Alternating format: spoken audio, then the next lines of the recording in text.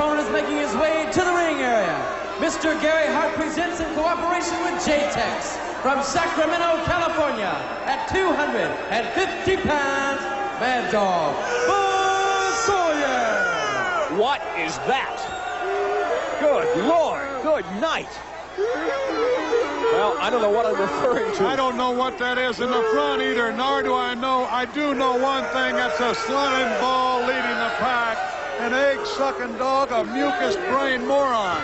That's what Gary Hart is, and I'd like to get him on his home grounds, and that's in a garbage dump. Well, Terry, there are some who say that Buzz+Sawyer is Gary Hart's idea of a replacement for you in his stable. Let me tell you something, Crispy, there you go again. Now, don't you think I've got a lot more sense than this guy? I certainly have a lot more hair than he does. Now, tell me right now, Crispy, that I have more sense than Buzz+Sawyer. I demand an apology. And you have that, Terry. I certainly didn't mean that in any other way other than wrestling talent, perhaps, or aggressiveness. There was a time in your career when you were just as aggressive, in fact, more so than this Mad Dog. I was also a member of J-Tex at that time, which I'm not any longer. But you know that J-Tex is made up of this man right here, Buzz+Sawyer. Yeah. That's probably as vicious as any guy in wrestling. Look at him driving the guy's face in the mat, now rubbing it into the mat, along with Muta. And the Dragon Master. Whoa. And I believe that indeed that man in the being in the costume is the Dragon Master. Uh-oh, look out, look out. Sawyer's pulling that mat back. Now he's going to rub his face in the cement. Oh, gosh. That went off like a shotgun. Look, he gets up from that. Even Gary Hart thinks that Buzz+Sawyer went a little bit too far there. Wow. We heard the smack. I'm not quite sure, fans, that Paul+Drake is going to be able to get back into the ring. If he does, I'll guarantee you he's awful sore right now. He's back. Look out, look out. Here comes a big forearm. Oh. Paul+Drake just went limp like a rag doll, and he is down on the mat there on the floor. This guy is a powerhouse. Man. He has a low field of gravity, just tackles him through the ropes. J-Tex Corp supposedly as strong as it was before you left, Terry. At least that's what Gary Hart says, that he didn't suffer any by losing you from his stable. That's a matter of opinion. I can't take a whole lot away from Buzz+Sawyer as far as being tough. I've been commentating properly, but that's a matter of personal opinion. Beautiful vertical suplex, going for the pin. Let's see if he's got it. He doesn't want it, Crispy. Just a savage kick to the head there of Paul+Drake. And there you see Hart loving every minute of it, I guess you'd say. Just about jackknifes Paul+Drake with a solid elbow. Wow. That demonic, possessed laugh there of the Mad Dog Buzz+Sawyer. Paul+Drake is backing up. I think he said just about enough here. Every time he lays a hand on somebody, it just makes me cringe. Oh! I'm glad I'm not in there. Terry, you have given some chops and you've taken some. But gee.